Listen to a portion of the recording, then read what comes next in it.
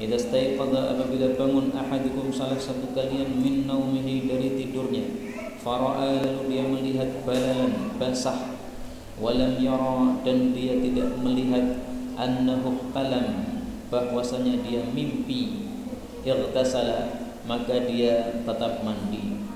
Wa idza ra'a, dan apabila dia melihat annahu qad ihtalam, bahwasanya dia telah mimpi, walam yara balalan, tetapi tidak melihat basah, fala ghusla alaihi, maka tidak ada mandi atas dia. Hadis riwayat Ibnu Majah. Hadis ini menunjukkan kalau kita bangun tidur celana kita basah, maka meskipun kita tidak teringat mimpi basahnya, kita tetap wajib untuk mandi junub karena terbukti mani sudah keluar. Jadi mandi junub karena mimpi basah itu tidak tergantung mimpinya, tapi tergantung apa? Maninya. Keluar mani enggak? Keluar mani, mandi. Padahal tidak teringat mimpi, meskipun enggak teringat mimpi. Meskipun teringat mimpi, tetapi tidak keluar mani, berarti enggak mandi. Itulah yang dimaksud oleh Nabi dalam hadis yang lain, innamal ma'u minal ma'i. Innama tiada lain al-ma'u, air itu, minal ma'i, dari sebab air. Maksudnya tiada lain kewajiban mandi junub itu dari sebab keluar air mani pada saat tidur. Itu maksud hadis ini, riwayat Imam Muslim. Tapi saya jujur, di sini ada perselisihan pendapat di antara para ulama. Saya tampilkan perselisihannya dalam kitab Sunanut Tirmidzi. Dan kitab Sunan Tirmidzi ini kitab yang menurut saya sangat bagus untuk dipelajari karena perbedaan pendapat disebutkan di situ sehingga orang tahu mana yang disepakati dan mana yang tidak. Nah, di sini diperselisihkan oleh para ulama, apakah ketika melihat basah pada celana wajib mandi padahal tidak teringat mimpi basah? Nah, ada pendapat yang kedua. Pendapat kedua mengatakan innama yajibu alaihi al-ghusl. Tiada lain wajib mandi atasnya idza kanatil billatu billatan nutfah. Apabila basahnya itu memang basahnya mani. Wa huwa qaulu Syafi'i. Itulah pendapatnya Imam Syafi'i dan Imam Ishaq bin Rahuyah. Nah, maka menurut Imam Syafi'i, kalau kita bangun tidur celana kita basah dibagi dua. Basahnya basah apa ini? Kalau basahnya basah mani, kita kenal kan mani kayak gimana gitu. Nah, berarti ini wajib mandi junub. Tapi kalau basahnya bukan basah mani, berarti tidak mandi junub. Kalau ragu-ragu, maka dikembalikan ke hukum asal, yaitu tidak mandi. Dan ini sering saya alami waktu itu ketika daurah di Iskarimah. Iskarimah kalau musim sangat dingin, masya Allah dinginnya dahsyat sekali. Nah, karena saya di Solo nggak terbiasa dingin, begitu tinggal di Iskarimah 1 pekan, itu seringkali malam harinya basah, Pak. Padahal saya tidak teringat mimpi apapun juga, kayaknya nggak mimpi apa-apa. Nah, seperti itu kalau mengikuti mazhab Syafi'i, saya harus melihat apa kondisi air tadi. Kondisi air saya perhatikan tidak seperti mani. Mani biasanya nggak begitu itu. Nah, berarti saya tidak wajib apa? Mandi. Itu namanya air wadi namanya. Nah, kalau air wadi maka saya tidak mandi, tetapi najis sehingga harus dicuci. Kalau mani malah tidak najis. 282. Idza staiqadha, apabila bangun ahadukum salah satu kalian min naumihi dari tidurnya, fala yudkhil, maka jangan memasukkan yadahu, tangannya, fil ina, pada wadah, hatta sehingga yaghsilaha, mencuci tangan itu, salasan 3 kali.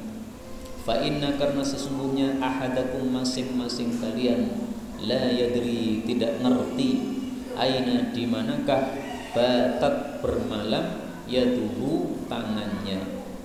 Hadis ini riwayat Qaf, itu muttafaqun alaih.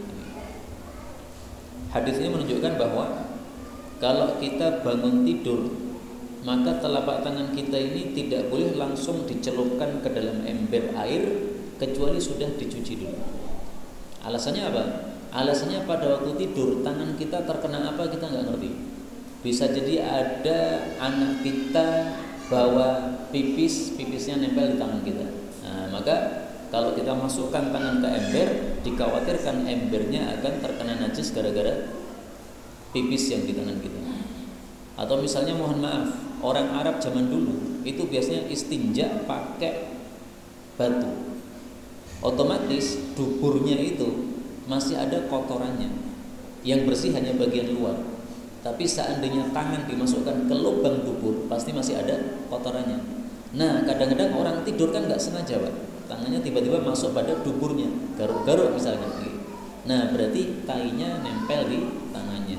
Maka itulah sebab Rasulullah melarang sahabat dulu untuk langsung celupkan tangan pada air kita. Apa hukum mencuci? Mencuci 3 kali sebelum tangan masuk ke ember. Menurut mayoritas para ulama, hukumnya sunnah, tidak wajib. Seandainya seseorang tidak melakukan ini, tidak berdosa. Tapi kita sebagai umat Nabi yang baik tidak usah peduli wajib atau sunnah, yang penting perintah Nabi dilakukan. Kemudian para ulama berselisih pendapat. Hukum hadis ini berlakunya adalah untuk tidur malam saja atau juga tidur siang. Menurut Imam Ahmad ini hanya tidur malam. Kalau tidur siang langsung celupkan tangan, nggak ada masalah. Kenapa? Karena di sini ada kata-kata batat. Batat artinya apa tadi? Bermalam. Berarti ini khusus tidur malam. Tidur siang nggak apa-apa. Menurut Imam Syafi'i, hadis ini berlakunya untuk tidur siang dan malam. Kenapa? Karena di sini Nabi mengatakan la yadri. Karena kamu ketika tidur, kamu tidak tahu tanganmu kemana. Nah, kita tidur siang atau tidur malam sama aja. Kita nggak ngerti kemana tangan kita. Apakah kalau tidur siang kita tahu tangan kita lari kemana? Pasti nggak tahu juga. Nah, karena sama-sama tidak tahu, berarti hukumnya sama. Karena itu saya pribadi lebih cenderung pendapat Imam Syafi'i rahimahullahu ta'ala. Karena apa? Saya pikir-pikir sama juga, nggak tahu juga. Ada orang sombong, Pak. Ketika membaca hadis ini dia mengatakan, saya itu tahu tangan saya di mana malam hari. Saya nggak seperti hadis ini, sombong dia. Maka pada suatu malam dia tidur, tiba-tiba bangun kaget. Tangannya ini masuk ke dalam dubur sampai segini, sampai ke pergelangan. Ini diceritakan dalam kitab-kitab syarah.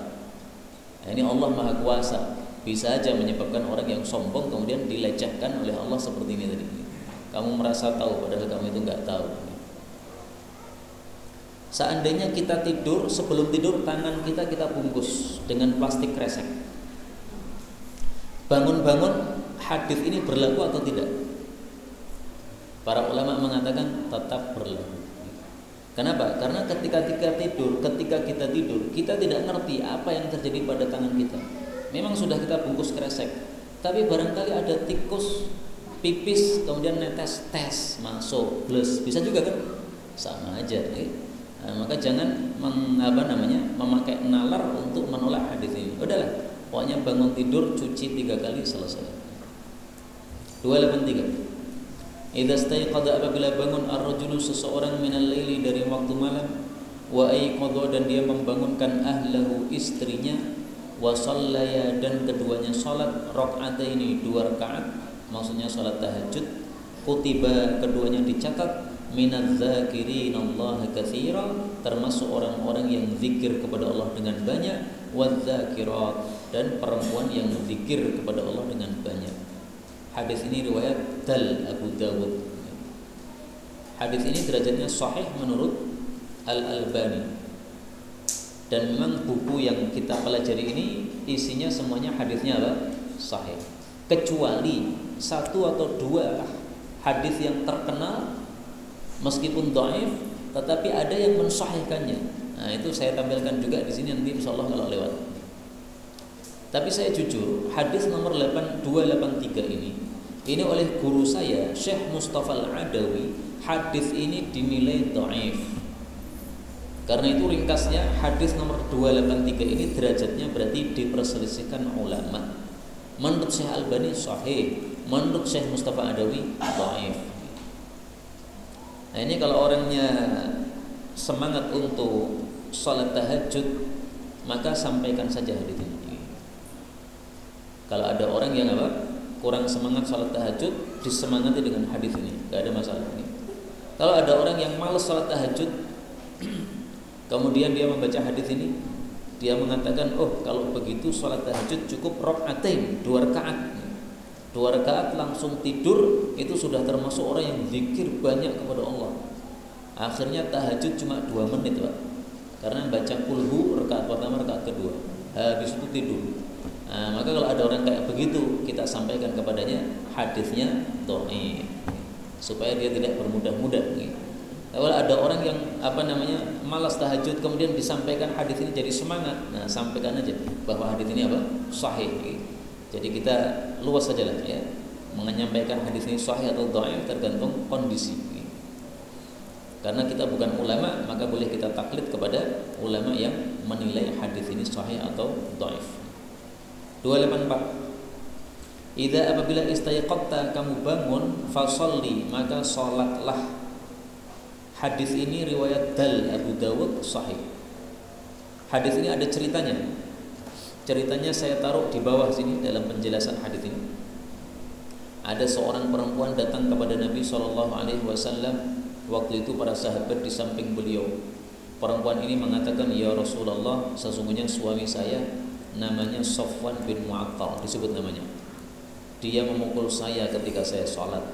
Dia membuat saya berbuka ketika saya puasa. Dia tidak sholat subuh sampai terbit matahari. Ada sahabat kayak gini, Pak. Tapi jangan menganggap kita lebih utama daripada sahabat.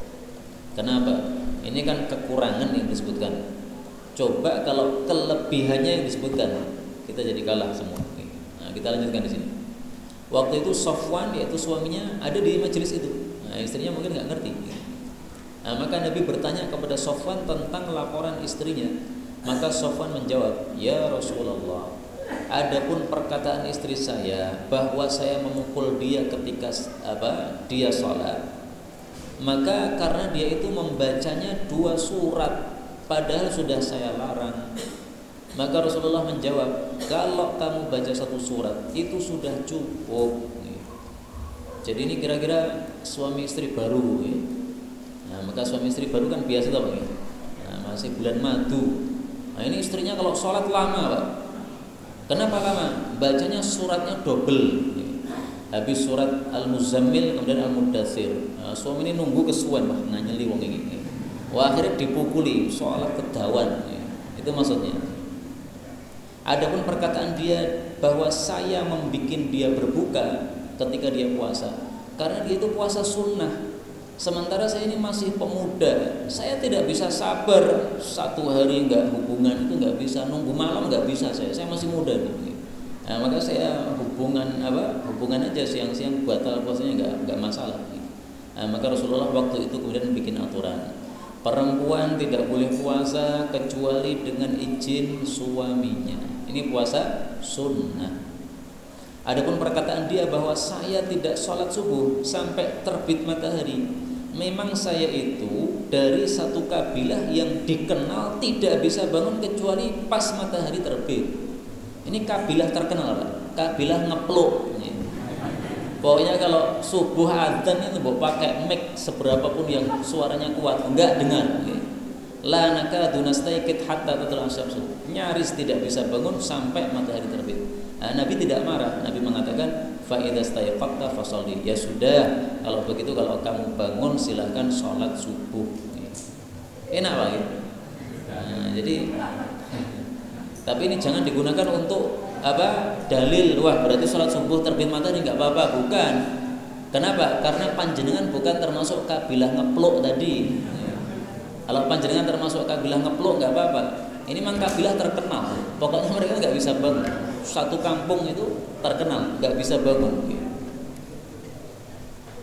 Ini tadi sahabatnya namanya siapa Pak? Safwan bin Mu'attal. Masih ingat siapa beliau? Yang dituduh berzina dengan Aisyah. Masih ingat ya? Itu Safwan bin Mu'attal. Jadi Nabi waktu itu perang, kemudian Aisyah tertinggal di belakang, Rasulullah sudah ke depan. Maka Sofwan bin Mu'attal ini di belakang pasukan, dia menemukan Aisyah di tengah jalan, dia suruh nunggang ontanya atau kudanya, kemudian dia menuntun, dia jalan kaki. Nah, masuk kota Madinah ada Aisyah dituntun oleh Sofwan. Orang-orang munafik mengatakan ini pasti di tengah jalan sudah berzina ini. Akhirnya tersebar berita bahwa Aisyah berzina. Itu Sofwan bin Mu'attal. Nah, para ulama mengatakan, kenapa kok Sofwan bin Mu'attal kok dia terlambat paling di belakang? Rata-rata mereka mengatakan karena Sofwan bin Mu'attal itu ditugasi oleh Nabi untuk menyapu pasukan. Tapi penjelasan ini oleh guru saya, Syekh Sa'id Al-Kamali, dianggap penjelasan yang perlu ditinjau ulang. Lebih tepat kalau dikatakan bahwa Sofwan bin Mu'attal terlambat dari perjalanan itu karena dia ngepluk tadi itu. Kan biasanya kalau orang musafir itu menjelang subuh kan istirahat kan gitu. Menjelang subuh apa? Istirahat. Nah, begitu istirahat, kemudian subuh mereka bangun, kemudian lanjutkan safar. Nah, ini para sahabat sudah lanjutkan safar, dia masih ngeplok, diubah-ubahnya nggak bangun. Nah, itu Sofwan bin Mu'attal. Wallahu a'lam bis-shawab. Itu menurut guru kami Syekh Sa'id Al-Kamali begitu. Kita lanjutkan 285. Idza apabila aslama rajulu, seseorang masuk Islam, fahuwa maka dia itu ahaqqu lebih berhak bi ardihi dengan tanahnya, wa malihi dan hartanya. Hadis ini riwayat Ahmad sahih. Hadis ini berkaitan dengan orang kafir yang diperangi oleh umat Islam. Nah, setelah diperangi kampung kafir ini, maka kalau ada di antara mereka yang masuk Islam, maka hartanya tidak boleh dirampas. Jadi misalnya kampung Weru ini dulu-dulu misalnya adalah kampung kafir misalnya, diserang oleh umat Islam. Nah, ketika diserang, sebagiannya mau masuk Islam, sebagiannya tidak mau. Yang masuk Islam itu berarti ahaqqu bi ardihi wa malihi. Tanahnya masih jadi miliknya, hartanya masih jadi miliknya, tidak boleh dirampas. Adapun yang dijadikan ghanimah atau rampasan perang hanya hartanya orang-orang kafir, itu maksudnya. Karena itu hadis ini semakna dengan hadis yang lain. Fa idza qaluha 'asamu minni dima'ahum wa amwalahum. Aku diperintahkan untuk memerangi manusia sampai mengucapkan la ilaha illallah Muhammad Rasulullah.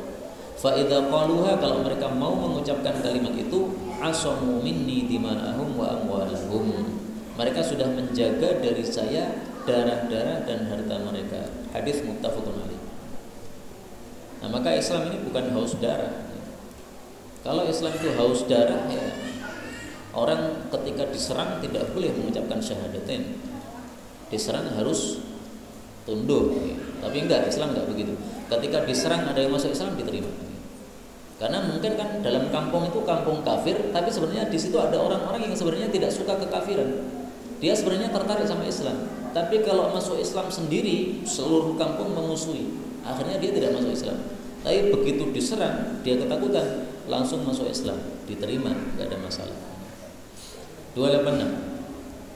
Idza apabila aslamal 'abdu, masuk Islam seorang hamba, fahasuna islamuhu, lalu bagus Islamnya, yukaffirullahu anhu, Allah menghapus darinya kulla sayyi'atin, setiap dosa, kana yang adalah dia zalafaha, telah mendahulukannya, maksudnya sudah dilakukan pada waktu-waktu yang lalu.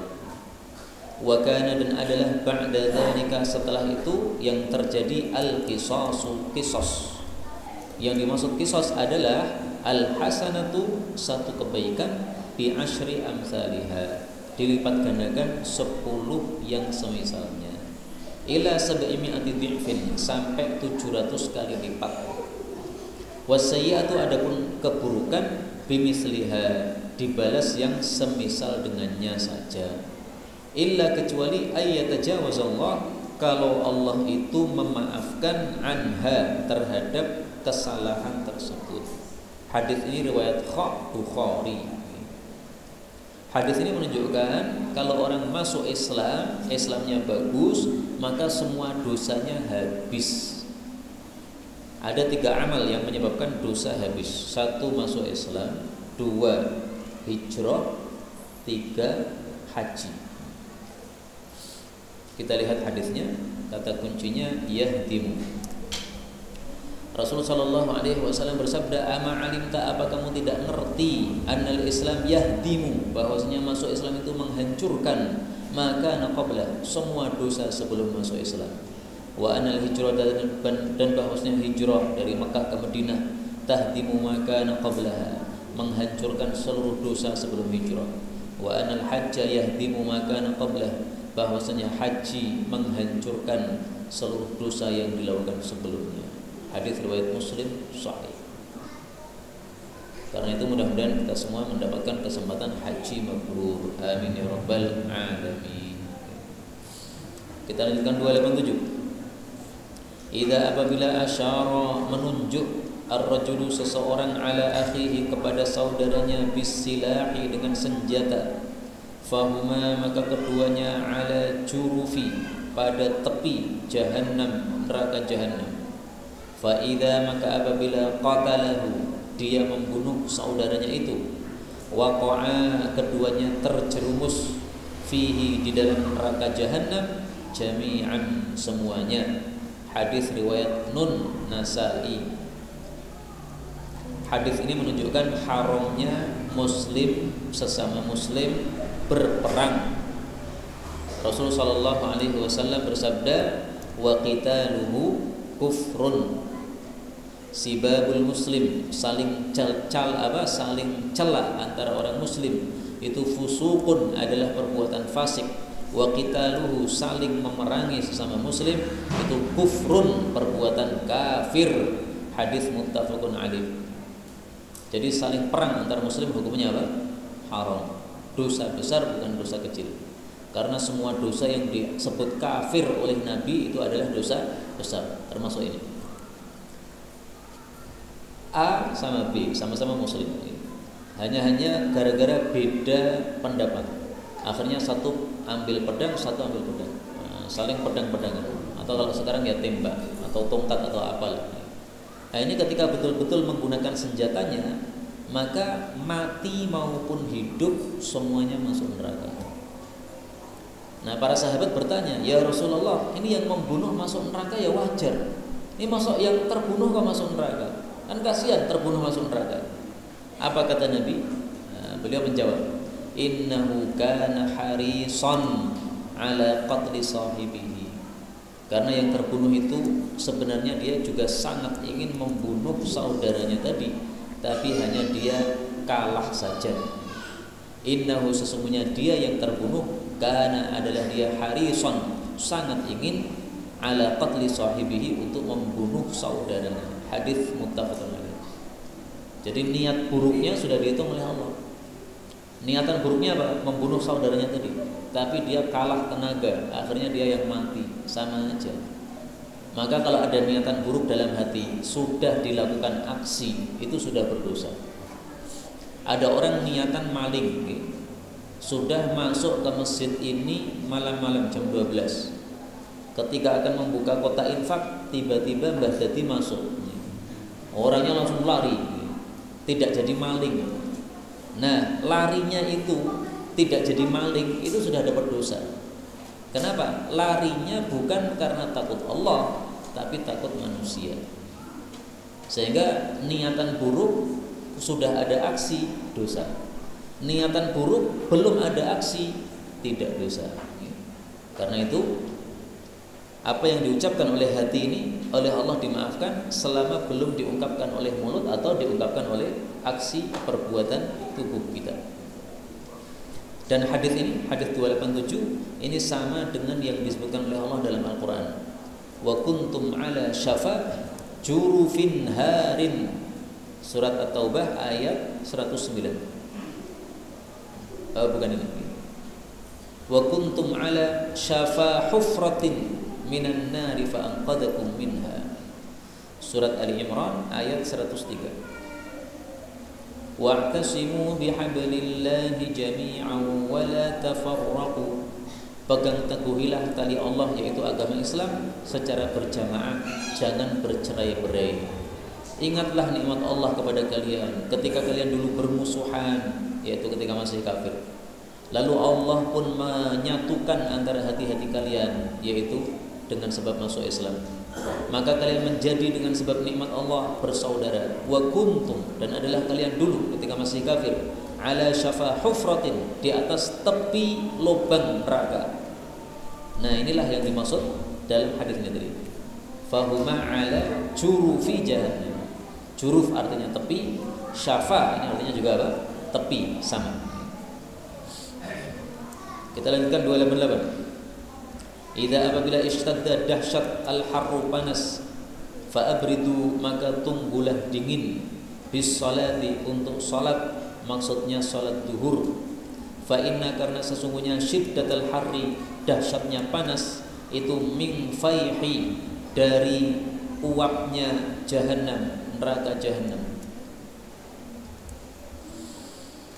Hadis ini maksudnya adalah diterapkan di negara-negara panas. Negara panas itu kalau pas musim panas, panasnya sangat dahsyat, sehingga kalau sholat duhur pada awal waktunya kepanasan, karena tanah ini rasanya panas. Nah, sehingga untuk mengatasinya gimana? Sholat duhurnya diakhirkan, misalnya jam 2, misalnya jam setengah 3. Yang penting belum masuk waktu asar. Asar jam 3 misalnya, nah ini jam 2 baru sholat, gak apa-apa. Tapi untuk di Indonesia hadis ini tidak diterapkan. Kenapa? Di Indonesia tidak ada istaddal harru, enggak ada. Di Indonesia panasnya itu biasa sedang, bukan termasuk yang dahsyat, maka sholat zuhur tidak usah menunggu dingin. Kemudian hadis ini meskipun di Indonesia tidak diterapkan, tetapi maknanya bisa diterapkan. Apa makna hadis ini secara umum? Secara umum maksudnya sholat itu cari cara bagaimana supaya khusyuk. Sholat zuhur kalau kepanasan gak ada khusyuk, maka ditunggu sampai agak dingin. Berarti maksud hadis ini adalah kalau kita terapkan di Indonesia, lakukan sebab-sebab yang bisa membuat khusyuk. Misalnya pas musim panas seperti hari-hari ini, jangan lupa nyalakan kipas angin supaya sholat zuhurnya nyaman. Kipas angin lupa dinyalakan, pasti keluh kesah ketika sholat, ya kan? Keringatnya keluar, ya. Apalagi imamnya lama, pasti gersuloh, imamnya surang genah. Ya. Padahal sebenarnya imamnya nggak masalah, ya gara-gara kita lupa menghidupkan kipas. Demikian juga segala sebab yang menyebabkan tidak khusyuk itu hendaklah dihilangkan. Misalnya apa? Nah, sering kali ya, tolong diperhatikan. HP jangan ditaruh di depan kita sholat kalau kita sholat jamaah. Karena kalau kita sholat jamaah, HP kita taruh di depan kita, itu mengganggu orang sebelah kita. Ketika kita ruku, ya, orang itu akan melirik, wah HP-nya kayak larang kayak. Nah, sholatnya terganggu. Apalagi antum lupa mematikan suaranya. Akhirnya ketika antum sholat ada yang nelpon, ternyata yang nelpon istri. Nah, di situ tertulis sayangku. Pas ruko orang melihat sayangku, wah, orang genah kayak begini. Nah, maka tolong diperhatikan, HP jangan ditaruh di depan ketika kita sholat jamaah. Ini tidak boleh, ini mengganggu. Ini banyak yang melanggar, karena itu saya jelaskan di sini. Meskipun di sini saya lihat tidak ada yang melakukan, tapi di banyak tempat banyak yang melakukan. Mari kita lihat hadisnya. Apa kata Rasul sallallahu alaihi wasallam? Inni nasitu, sesungguhnya aku lupa, an amuraka, untuk menyuruh kamu, an tukhammiral qarnain, untuk menutupi dua tanduk. Fa innahu laysa yanbaghi, tidak pantas, ayyakuna fil bait, ada di dalam Ka'bah, syai'un yashghalul musalli, sesuatu yang mengganggu orang salat. Hadis riwayat Abu Dawud. Jadi di Ka'bah itu ada dua tanduk. Katanya peninggalan Nabi Ismail, tanduk kambing. Kan dulu Nabi Ismail kan disembelih kan, tapi kemudian oleh Allah diubah dengan kambing. Nah, dua tanduknya itu masih ada di dalam Ka'bah. Nah, Rasulullah sholat melihat ada dua tanduk. Selesai sholat beliau mengatakan, saya tadi lupa, mestinya sebelum sholat itu saya suruh tanduk ini ditutupi supaya sholat tidak melihat tanduk. Nah, sekarang tanduk sama HP lebih mengganggu mana? Lebih mengganggu HP. Tanduk itu nggak ada suaranya. HP ini ada suaranya, ada mereknya, ada harganya gitu. 289. Idza ishtara, apabila membeli, ahadukum, salah satu kalian, al-jariyah, budak perempuan, falyaqul, hendaklah mengucapkan doa, Allahumma ya Allah, ini sesungguhnya aku as'aluka, minta kepadamu, khairaha, kebaikan budak ini, wa khaira, dan kebaikan ma jabaltaha, apa yang kamu ciptakan, alaihi, di atasnya, wa a'udzu bika, dan aku berlindung kepada engkau, min syarriha, dari keburukan budak ini, wa syarri ma jabaltaha, dan keburukan apa yang engkau menciptakannya, alaihi, di atasnya, wal yad'u bil barakah, lalu berdoa minta keberkahan. Wa idza ishtara ahadukum ba'iran, kalau seseorang membeli unta, falyakhudh, hendaklah dia pegang, bidirwati sanamihi, ujung dari tanduknya, apa? Dari punuknya. Wal yad'u bil barakah, hendaklah mendoakan berkah. Wal yaqul mithla dzalik, hendaklah mengucapkan seperti itu juga. Hadis riwayat Ibnu Majah sahih. Hadis ini bisa kita terapkan untuk di Indonesia. Meskipun tidak ada jariyah budak, tidak ada ba'iron unta. Karena ini maksudnya adalah tunggangan. Kalau kita beli tunggangan, maka caranya pegang bagian atas dari tunggangan tadi, kemudian didoakan doa ini.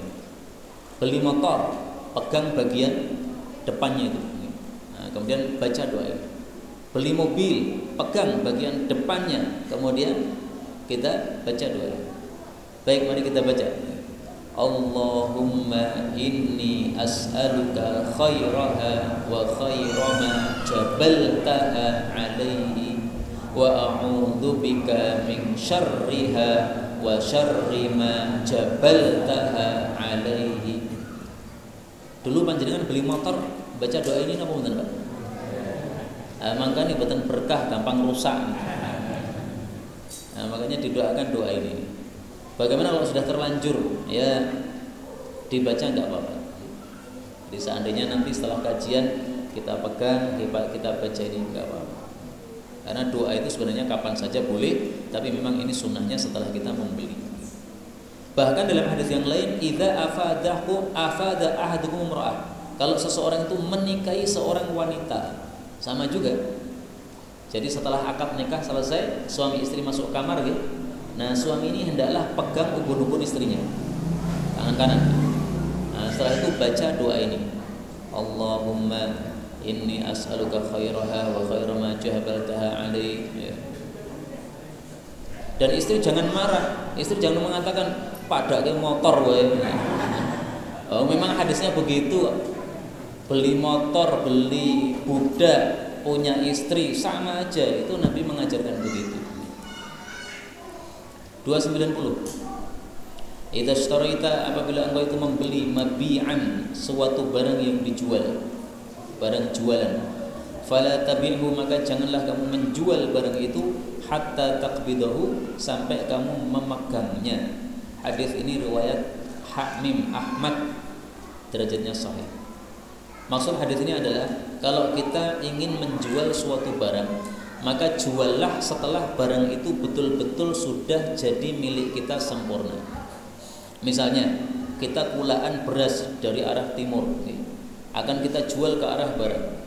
Nah, jangan dijual dulu kecuali beras yang dari arah timur tadi sudah sampai ke rumah kita. Kalau masih perjalanan, di rumah kita di tengah, dari timur masih perjalanan, ini jangan dijual dulu. Jangan dijual kepada tetangga-tetangga kita misalnya, belum sampai barangnya, tunggu sampai barangnya datang. Kalau barangnya sudah datang, silahkan dijual. Kenapa? Karena banyak kemungkinan. Misalnya tengah perjalanan ini motornya rusak, akhirnya tidak jadi, barangnya datang hari itu. Orang-orang yang sudah membayar marah-marah semuanya sama kita. Katanya datang hari ini, ternyata nggak datang, kamu penipu. Nah, jadi cekcok. Atau misalnya barangnya datang tetapi kondisinya tidak seperti biasanya. Biasanya barangnya bagus, ini barangnya jelek. Nah, semua marah sama kita. Kenapa? Ini ternyata barangnya tidak sesuai yang kamu ceritakan. Padahal kita menceritakan barang yang kemarin kita terima. Nah, karena namanya barang itu kadang-kadang bagus, kadang-kadang juga tidak bagus. Nah, sehingga Nabi mengatakan hatta taqbidahu, sampai kamu pegang dulu, sampai ke tempatmu baru boleh dijual. Tujuannya supaya tidak terjadi percekcokan dalam jual beli. Inilah kaum muslimin rahimani wa rahimakumullah yang dapat kita baca pada malam hari ini. Benarnya datang dari Allah. Kalau ada salahnya, fa astaghfirullahal azim.